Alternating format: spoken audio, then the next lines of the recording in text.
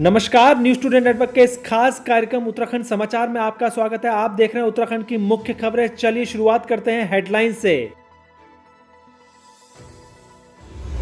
उत्तराखंड में कोरोना से मौत का आंकड़ा पहुंचा 460। देखिए आपके जिले में कितने आए आज तक कुल मरीज।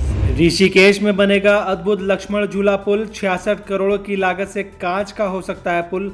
देखिए क्या है तैयारियां। मुख्यमंत्री त्रिवेंद्र सिंह रावत की अध्यक्षता में राज्य कैबिनेट की महत्वपूर्ण बैठक का आयोजन किया गया, जिसमें 32 प्रस्तावों पर चर्चा की गई और 30 प्रस्ताव पर कैबिनेट ने फैसला लिया। इस दौरान विधानसभा सत्र को कोरोना संक्रमण के मद्देनजर एक दिन में किए जाने पर भी विचार किया गया। इस पर मुख्यमंत्री आज फैसला ले सकते हैं। इसके अलावा MSME में भी बदलाव किए गए हैं, उसे राज्य सरकार में लागू करने का फैसला लिया गया है। उत्तर प्रदेश अधिकारी वेतन भत्ते में मंत्री खुद इनकम टैक्स दें, इस निर्णय पर भी फैसला लिया गया है, जिसके बाद विधानसभा अध्यक्ष भी अपना आयकर खुद जमा करेंगे। बैठक में कई अन्य महत्वपूर्ण फैसलों पर भी मोहर लगी है, जिसमें सार्वजनिक रूप से मास्क पहनने के लिए सरकार विधेयक लाने की तैयारी में है। केदारनाथ में पैदल मार्ग के चौड़ीकरण के बदले दी गई भूमि का लोगों को भूमिधरी अधिकार दिया जाएगा। पेयजल निगम MD के चयन को लेकर फैसला। नर्सिंग भर्ती की नियमावली को मंजूरी। संस्कृत विभाग में महानिदेशक का पद सृजित। PWD में संविदा वालों को 15,000 से बढ़ाकर 24,000 वेतन देने का निर्णय। JCO रैंक से कम रैंक वालों को निकायों से गृह कर किया मुक्त। पुलिस की घुड़सवार नियमावली को मिली मंजूरी। पूर्व सैनिकों में JCO रैंक से नीचे वाले या उनकी विधवाओं को हाउस टैक्स में मिली माफी। कोविड-19 में स्कूल बसों और मालवाहक वाहनों में 3 महीने के टैक्स को मिली छूट जैसे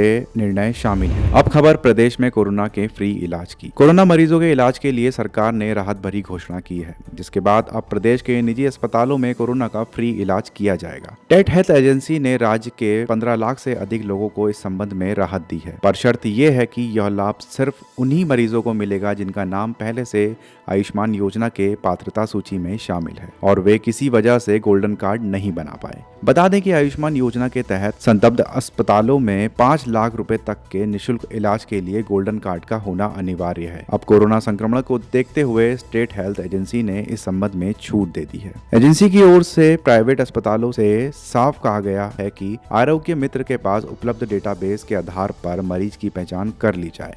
यदि मरीज पात्र है तो उसे निशुल्क इलाज की अनुमति मांगी जाए।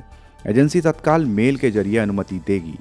ऐसे में मरीज का इलाज बिना कार्ड के ही शुरू हो जाएगा। साथ ही मरीज के ठीक होने के बाद डिस्चार्ज के समय अस्पताल में ही उसका गोल्डन कार्ड बना दिया जाएगा, ताकि अस्पताल को भुगतान में कोई भी परेशानी ना हो। अगली खबर गढ़वाल विश्वविद्यालय में परीक्षाओं की। आगामी गढ़वाल विश्वविद्यालय की परीक्षाएं 19 सितंबर से होने जा रही हैं। ऐसे में गढ़वाल विश्वविद्यालय की परीक्षाओं में शामिल होने दूसरे राज्यों से आए छात्रों को 72 घंटे के भीतर ही कोरोना जांच की रिपोर्ट दिखानी होगी। DAV PG college, DBS PG college और SGRR कॉलेज ने इसके लिए दिशा निर्देश जारी कर दिए हैं। इसके अलावा सभी छात्रों को निर्देश दिए गए हैं कि वे परीक्षा से कम 1 घंटा पहले ही परीक्षा केंद्रों पर पहुंचें, ताकि उनकी थर्मल स्क्रीनिंग सहित सभी तरह की जांच की जा सके। परीक्षा खत्म होने से पहले किसी भी छात्र को बाहर नहीं जाने दिया जाए। गौरतलब है कि राजधानी देहरादून के निजी और अशासकीय कॉलेजों में UP सहित कई राज्यों के छात्र पढ़ते हैं। राज्य सरकार के निर्देशों के तहत कोरोना जाँच की रिपोर्ट अनिवार्य की गई है। परीक्षा में शामिल होने के लिए छात्रों को एडमिट कार्ड के साथ ही कॉलेज का ID कार्ड भी दिखाना होगा। इसके अलावा हैंड सैनिटाइजर और पारदर्शी बोतल में पानी ले जाना अनिवार्य है। अब खबर कोचिंग संचालकों की सरकार से मांग की। कोरोना महामारी के चलते प्रदेश में पिछले 7 महीनों से सभी शिक्षण संस्थानें बंद हैं। राज्य में 22 मार्च से लगाए गए लॉकडाउन के कारण सभी स्कूल, कॉलेज व कोचिंग संचालक भारी मंदी की मार झेल रहे हैं, जिसके चलते अब कोचिंग संचालकों ने सरकार से सेंटरों को खोलने की मांग की है। वो सरकार से सामाजिक दूरी, सैनिटाइजेशन व कोरोना बचाव संबंधी सभी नियमों का पालन करते हुए कोचिंग सेंटरों को संचालित करने की अनुमति मांग रहे हैं। ऐसे में उत्तराखंड में बढ़ रहे कोरोना के मामलों को देखते हुए फिलहाल सरकार ने इन्हें संचालन करने की अनुमति देने से साफ इनकार कर दिया है। सरकार ने केवल उन कोचिंग सेंटरों को ही खोलने की अनुमति देने का फैसला किया है जो प्रतियोगी परीक्षाओं की तैयारी कराते हैं। इस बात का फैसला कोचिंग सेंटर संचालकों ने के प्रतिनिधियों की बैठक में किया गया है। बैठक में कोचिंग सेंटर संचालकों की दिक्कतों को सामने रखा गया है और उन्हें तत्काल राहत देने की मांग की गई है। यह बैठक मुख्य सचिव ओम प्रकाश की अध्यक्षता में संपन्न हुई। अब खबर प्रदेश के पर्यटक से जुड़ी हुई। राज्य में पर्यटक गतिविधियां शुरू करने की कवायद रफ्तार पकड़ने लगी है। इसमें साहसिक पर्यटन से जुड़ी गतिविधियां भी शामिल हैं। भारत सरकार की अनलॉक 4 की गाइडलाइन के तहत उत्तराखंड शासन ने अगले सप्ताह से प्रदेश में सभी पर्यटन गतिविधियां जैसे नौकायान, राफ्टिंग, पैराग्लाइडिंग को प्रारंभ करने का संकेत दिया है। उत्तराखंड पर्यटन विकास परिषद के सदस्य नितिन राणा के मुताबिक पैराग्लाइडिंग संस्थानों के वार्षिक रिन्यूअल आवेदन प्राप्त होते ही इस बारे में अगले सप्ताह आदेश जारी कर दिए जाएंगे। पर्यटन विकास परिषद ने समस्त पर्यटन व्यवसायियों से शासन द्वारा निर्धारित मानकों का 100% पालन करते हुए व्यवसाय शुरू कर सहयोग प्रदान करने की अपील की है।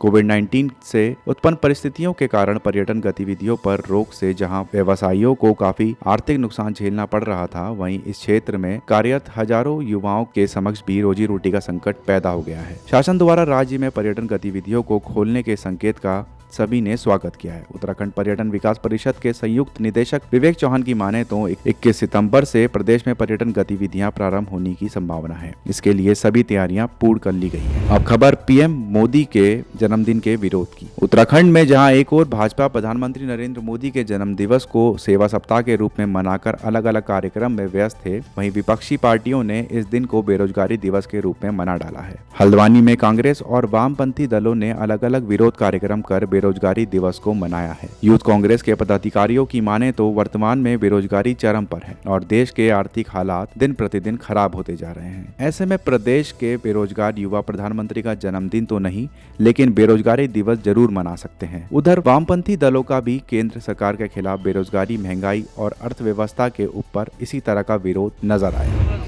सितंबर को युवा कांग्रेस द्वारा बेरोजगार दिवस मनाया जा रहा है। पूरे भारत वर्ष में युवा कांग्रेस प्रदर्शन कर रही है।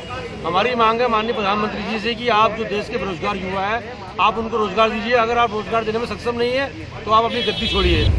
ये जो कोरोना लॉकडाउन हुआ उसके बाद 2 करोड़ 80 लाख से ज़्यादा जो परमानेंट रोजगार हैं वो खत्म हुए हैं और इसमें आप देख लीजिए कि जो संविदा पे ठेके पे हैं उनकी कोई गिनती नहीं है। तो देश के बेरोजगार मांग कर रहे हैं और उनकी मांग के समर्थन में हम भी कह रहे हैं कि भाई बेरोजगारों को रोजगार दो या बेरोजगारी भत्ता दो। और इसीलिए आज नरेंद्र मोदी के जन्मदिन पर राष्ट्रीय बेरोजगारी दिवस जो है वो हम लोग मना रहे हैं। ऋषिकेश में गंगा नदी के समीप प्रस्तावित नए झूला पुल का निर्माण केंद्रीय सड़क निधि के तहत होगा। सरकार ने इस लक्ष्मण झूला पुल के निर्माण के लिए 66 करोड़ का प्रस्ताव केंद्र सरकार को भेजने का निर्णय लिया है। 90 साल पुराने लक्ष्मण झूला पुल को पिछले साल 12 जुलाई को आवाजाही के लिए बंद कर दिया गया था। सरकार ने इसी पुल के समीप कांच का एक नया पुल बनाने का निर्णय लिया है। इस संदर्भ में प्रस्ताव शासन को भेज दिया गया है, जिसके लिए 33 करोड़ का बजट भी मांगा गया था, लेकिन अब पुल का निर्माण केंद्रीय सड़क निधि के तहत करने का निर्णय लिया गया है। केंद्रीय सड़क निधि के तहत पुल के बनाने से इस पुल की भव्यता बढ़ने का अनुमान है। विभाग के सूत्रों ने बताया कि कांच के सरफेस वाले इस पुल को पर्यटन की दृष्टि से और आकर्षक बनाने का प्रयास चल रहा है। लोक निर्माण विभाग के प्रमुख अभियंता हरिओम शर्मा ने बताया कि लक्ष्मण झूला पुल का निर्माण केंद्रीय सड़क निधि के तहत बनाने का निर्णय लिया गया है। उत्तराखंड में कोरोना का आंकड़ा लगातार बढ़ता जा रहा है। अब तक कुल मिलाकर 37,139 पॉजिटिव मरीज आए हैं।